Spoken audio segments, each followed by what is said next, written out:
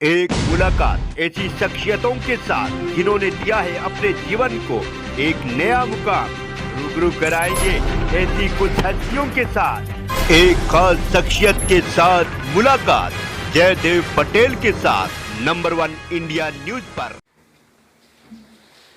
नमस्कार व्यूअर्स, मैं जयदेव पटेल और आप देख रहे हैं नंबर 1 इंडिया न्यूज। आपका एक बार फिर स्वागत है एक खास शख्सियत के साथ मुलाकात प्रोग्राम में। आज का प्रोग्राम राजस्थान के अजमेर में स्थित ख्वाजा गरीब नवाज की दरगाह से कर रहा हूँ और आज हमारे साथ बात करने के लिए खास मेहमान है ख्वाजा गरीब नवाज अजमेर की दरगाह के दीवान के उत्तराधिकारी और बेटे सैयद नसरुद्दीन चिश्ती। चिश्ती साहब, आपको बहुत बहुत स्वागत आज हमारे प्रोग्राम में। धन्यवाद। चिश्ती साहब, आपसे मेरा पहला सवाल है कि दरगाह कमेटी ने कार्य को लेकर के ईडी को एक ज्ञापन सौंपा है, कार्रवाई की मांग की है। उसमें आरोप ये लगाया गया है कि जो दान की राशि आ रही है उसका दुरुपयोग किया जा रहा है। इसमें कितनी सच्चाई है और इस आरोप को आप कैसे देखते हैं? देखिए, मैं अजमेर से बाहर था, मैं आज ही अजमेर आया हूँ और मुझे भी न्यूज़ के माध्यम से पता चला कि ऐसे किसी ने एप्लीकेशन देकर डिमांड की है। अब जब तक मैं वो देख नहीं लेता कि क्या डिमांड है और किस पे आरोप है और क्या लगाया है, उससे पहले मेरे इस मसले पे कुछ कहना उचित नहीं होगा। जी, चिश्ती साहब, हमेशा ये कहा जाता है कि हरा रंग है वो मुस्लिम समुदाय का है और भगवा रंग है वो हिंदू समुदाय का है। ऐसा एक मेंटेलिटी लोगों की बनाई गई है, इस तरह की बातें की जाती है। लेकिन आपका अक्सर देखा गया जो ड्रेस कोड हमेशा भगवा रंग का होता है, इसके पीछे क्या लॉजिक है, क्या कारण है? देखिए, मज़हब को रंगों में नहीं बांटना चाहिए। मज़हब तो इंसान को जीने का तरीका सिखाता है, एक दूसरे से प्यार मोहब्बत का पैगाम देता है, मिलजुल कर रहने का पैगाम देता है और इंसान को इंसान से प्रति क्या जिम्मेदारियाँ इसके एहसास कराने के लिए। हाँ, ये बात सही है कि आपकी हम लोग ये कपड़े पहनते हैं, ये रंग, आप इसको भगवा रंग कहते हैं, हम इसको सूफी कलर कहते हैं, इसको सैफरन कहते हैं। अजमेर की बारगाह में ख्वाजा गरीब नवाज रहमतुल्लाह अलैह के यहाँ पर जो भी सज्जादा नशीन, जिनको दरगाह दीवान कहा जाता है, जो गरीब नवाज के वंशज हैं, उनके उत्तराधिकारी के तौर पर मैं ये कपड़े पहनना हूँ दरगाह दीवान साहब के। और मौजूदा जो सज्जादा नशीन साहब हैं, जब वो गद्दी पे बैठ जाते हैं तो इस रंग के कपड़ों का इस्तेमाल किया जाता है, ये भगवा रंग कहलाता है। ये बड़ी विडम्बना है कि लोगों ने रंगों के अंदर बांट दिया। हिंदुस्तान तो 3 रंगों में बटा हुआ है और हिंदुस्तान के जो झंडे का कलर है हम सबका कलर वो होना चाहिए क्योंकि हम हिंदुस्तानी हैं। और गरीब नवाज की बारगाह से हमेशा मोहब्बत अमन का पैगाम दिया गया है और यहाँ के जो लोगों ने, हम लोग यहाँ की गंगा जमनी तहजीब में मिलकर रहे, यहाँ की सभ्यता के साथ मिलकर रहे और उसी के तहत इस रंग को हम लोगों ने अपनाया। चिश्ती साहब, अक्सर ये देखा जाता है कि हिंदू मुस्लिम के बीच में किस तरीके को डिस्प्यूट पैदा कर दो और एक माहौल खराब करने की कोशिश की जाती है।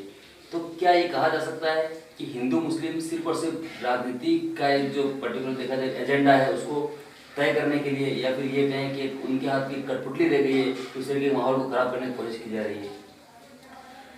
देखिए, जो स्वार्थी तत्व होते हैं वो हमेशा ये धर्म की बात करते हैं और धर्म की राजनीति की बात करते हैं और एक दूसरे को लड़ा करके, एक दूसरे के प्रति द्वेषता पैदा करके मुल्क का माहौल खराब करते हैं, समाज का माहौल खराब करते हैं। लेकिन वो लोग अपने इरादों में कहीं कामयाब नहीं हो पाते हैं। आज का दौर बिल्कुल चेंज हो चुका है। आज के दौर पे डेवलपमेंट की बात करनी चाहिए, मजहब की राजनीति नहीं होनी चाहिए, मेरा ये मानना है। मजहब के नाम पे राजनीति नहीं होनी चाहिए, ना ही बंटवारा होना चाहिए।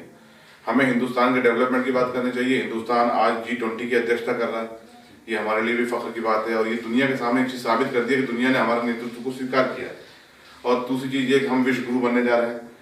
विश्व गुरु बनने की शुरुआत यहाँ से हुई है कि आज हिंदुस्तान कोई अगर इंटरनेशनल लेवल पे बिजनेस डील करता है तो हिंदुस्तान की डील का असर ये होता है कि अमेरिका जैसे देश के अंदर 10 लाख नौकरियां अर्जित होने का अवसर प्राप्त होता है। तो हम विश्व गुरु की तरफ भी आगे बढ़ चुके हैं। तो मेरा मानना ये है कि जो इंटरनल लोग शुरू से चलती आ रही है धर्म के नाम पर राजनीति, इन सब चीज़ों को खत्म करनी चाहिए। हमें डेवलपमेंट का एजेंडा पकड़ना चाहिए और डेवलपमेंट का एजेंडा में समझता हूँ मौजूदा हुकूमत ने पकड़ रखा है और सबको डेवलपमेंट की तरफ आगे बढ़ना चाहिए, खुद की भी तरक्की करनी चाहिए, देश की तरक्की में अपना योगदान देना चाहिए। लेकिन चिश्ती साहब, आपकी इसी बात पर मेरा एक और सवाल है कि जैसे आपने कहा कि देश की मौजूदा जो सरकार है उसने एक सौहार्द की जो भावना है उसको पकड़ रखा है, उसमें सबका साथ सबका विकास सुधार का एजेंडा भी है।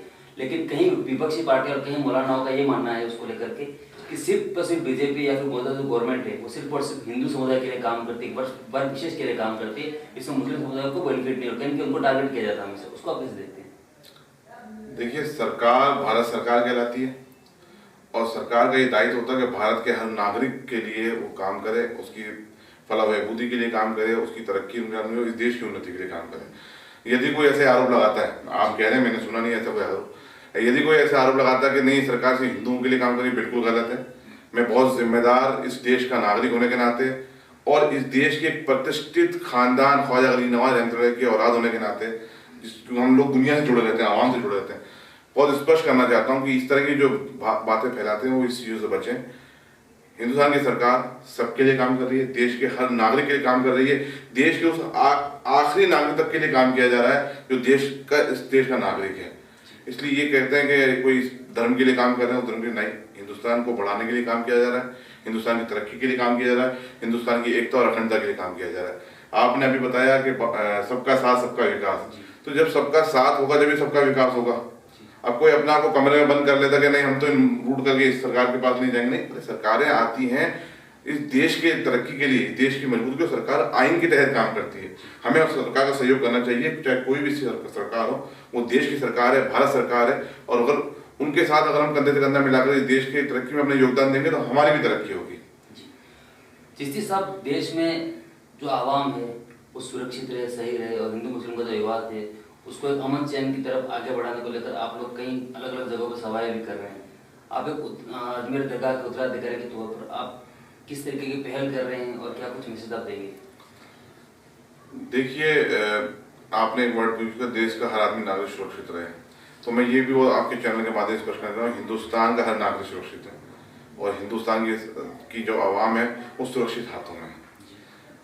हम कंपेयर करें अदर मुल्कों से, देखिए आज इतने हालात खराब होने के बाद में भी हमारे मुल्क तरक्की के रास्ते पे गामजन है। विडंबना की बात यह है कि लोग विश्व शांति की बात करते हैं, विश्व शांति की बात तो हर देश करता है, लेकिन एक बात यह भी हमें स्वीकार करनी पड़ेगी कि हर देश विनाशकारी हथियार बनाने की होड़ में बहुत आगे बढ़ा हुआ है। और हर आदमी चाहता है, हर मुल्क चाहता है कि हम न्यूक्लियर पावर बन जाए, तो ये डबल पॉलिसी नहीं चलेगी। विश्व शांति की बात करते हो, विनाशक हथियार बनाने की बात भी करते हो, और अरबों रुपए का बजट आपका विनाशक हथियार बनाने में चला जाता है। ये बहुत खुशी की बात है और ये फख्र की बात है कि हमारे देश ने अपनी आत्मरक्षा के साथ साथ उस पर तो ध्यान दिया, फोकस किया, जो हम करना चाहिए डिफेंस के लिए, डिफेंस मिनिस्ट्री करती है, लेकिन हमारे देश ने उसके साथ साथ डेवलपमेंट के एजेंडे को नहीं छोड़ा। हम लोग डेवलपमेंट के एजेंडे पे कायम दायम है, और जब भी आज दुनिया हमारे नेतृत्व को मान रही है, हमारे देश में इतने हालात खराब, क्राइसिस, फाइनेंशियल क्राइसिस आने के बाद दुनिया में, फिर भी हमारा देश तरक्की के रास्ते पे गामजन है, तरक्की के रास्ते पे जा रहा है। दुनियावी सतह पे आज हमारे मुल्क की अहमियत समझी जा रही है दुनिया के, नहीं हिंदुस्तान एक बड़ा मार्केट है इंटरनेशनल इन्वेस्टर्स के लिए। तो ये देखने की बात है, इन चीज़ों से आगे बढ़ने के लिए हमने इसलिए हमारे एजेंडा पिछले 5 साल से 6 साल से मैं लगातार पूरे देश के अंदर घूम रहा हूँ और हमने 150 से ज़्यादा कॉन्फ्रेंसेस कर चुके हैं। और हमारे कॉन्फ्रेंसेस का एक तरीका ये है कि हम लोग 5 स्टार होटलों में, एयर कंडीशन रूम में बैठ के कॉन्फ्रेंसेस करने पे विश्वास नहीं रखते। हम विश्वास रखते आम पब्लिक के बीच में जाकर कॉन्फ्रेंसेस करें। क्यों? क्योंकि जब इस देश में धार्मिक उन्माद की बात की जाती है, धार्मिक कट्टरता फैलाने की बात की जाती है, तो वो जो देश विरोधी लोग हैं या अमन के जो दुश्मन हैं, वो आम जायरीन या आम आवाम के दिमाग में, उनके जहन में बोलते हैं। तो हम आम पब्लिक के बीच में जाकर के अगर उनको कन्विंस करेंगे, उनके माइंड को वापस से वॉश करके, नहीं इस देश की एकता अखंडता को बनाए रखना, ये देश है तो हम है, तो हमारे उस एजेंडे को लेकर के मैं पूरे हर शहर इलाके में, गाँव में जाना पड़ रहा है, कई जगह कॉन्फ्रेंस की है। आज अल्लाह का शुक्र है कि मैं हर स्टेट में कॉन्फ्रेंस कर चुका हूँ। अभी रिसेंटली मैं 2 दिन पहले नांदेड़ शहर में कॉन्फ्रेंस करके आया, और उसमें हमने ये भी नहीं देखा, हमारी कॉन्फ्रेंसेस जो होती हैं वो हम कोशिश करते हैं कि कोई एनजीओ हमें सपोर्ट करता है, हम उसके साथ मिलकर कॉन्फ्रेंस करते हैं, कोई वहाँ के लोकल राजनीतिक हमें सपोर्ट करते हैं, उनके साथ मिलकर कॉन्फ्रेंस करते हैं। हमारा काम है कि तमाम मजहब के धर्मगुरुओं को एक प्लेटफॉर्म पे लेके बैठे और वहाँ से वो मार्गदर्शक के रूप में आने वाले लोगों को, सुनने वाले लोगों को मार्गदर्शित करें कि इस देश की एकता अखंडता के लिए हमें कैसे काम करना चाहिए और देश विरोधी ताकतों से हम लोग कैसे लड़ें। ये हमारा मकसद, इसको लेकर मैं काम कर रहा हूँ और अल्लाह का शुक्र है पूरे हिंदुस्तान से मुझे सपोर्ट मिला है और निस्वार्थ काम है, क्योंकि हमारा ये दायित्व बनता है कि अगर हम अपने आप को आध्यात्मिक गुरु कहते हैं या धर्म गुरु कहते हैं, तो उस काम को भी करें जो हमारे को पद के साथ रिस्पॉन्सिबिलिटी मिली है। तो समाज में अगर कोई बुराई है, समाज में अगर धार्मिक कट्टरता फैल रही, तो ये धर्म गुरु की जिम्मेदारी इसको दूर करें। तो मैं उसी एक छोटा सा प्रयास कर रहा हूँ, उसमें कामयाबी मिली है, आप लोगों का भी सपोर्ट बहुत मिला है, मीडिया का भी, आगे भी कोशिश करते रहेंगे।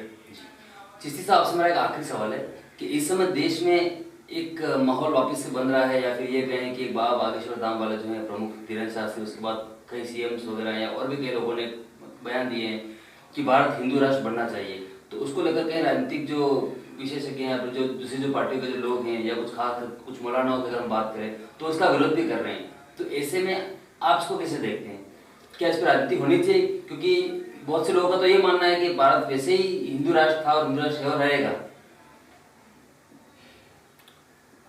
आपका सवाल जो है, देखिए मैं इसका जवाब देना भी मैं इस हालात में अच्छा नहीं समझता हूँ, लेकिन उसके बावजूद मैं एक छोटी सी बात ये कहूँगा कि किसी ने अपनी भावनाएं प्रकट की हैं और इस देश में हर नागरिक को अपनी भावनाएं प्रकट करने का अधिकार है, वो उनकी भावना है। तो मैं किसी की भावनाओं को ना तो ठेस पहुँचाना चाहता हूँ और ना इसको काउंटर करना चाहता हूँ। देश में एक कॉन्स्टिट्यूशन है और इस कॉन्स्टिट्यूशन को हम हिंदुस्तान कहीं नहीं दुनिया का सबसे मजबूत कॉन्स्टिट्यूशन मानते हैं और इस देश में अल्लाह का शुक्र है कि सबको समान अधिकार मिले हुए हैं और ये मुसलमानों के लिए सोचने की बात है। मैं तो बेशक हम लोग बहुत फख्र महसूस करते हैं हम हिंदुस्तानी हैं, क्योंकि आज अगर हम पड़ोसी मुल्क में देखें, चाइना में देखें मुसलमानों के साथ क्या हो रहा है, आज हम म्यांमार में देखें क्या हो रहा है, हमारे पड़ोसी मुल्क पाकिस्तान में देखें आप, वहाँ पर सरकारों ने विनाशक हथियार बनाने के लिए इतना पैसा डाल दिया है, डुबो दिया है कि आज लोगों के पास घर में खाना खाने को पैसा नहीं है। तो अल्लाह का शुक्र है वो माहौल तो हमारे मुल्क में नहीं है। तो मैं तो उसको सोचने की बात करता हूँ, मुल्क की एकता अखंडता की बात करता हूँ। जी साहब, आपने हमारे लिए समय निकाला, उसके लिए आपको बहुत बहुत धन्यवाद।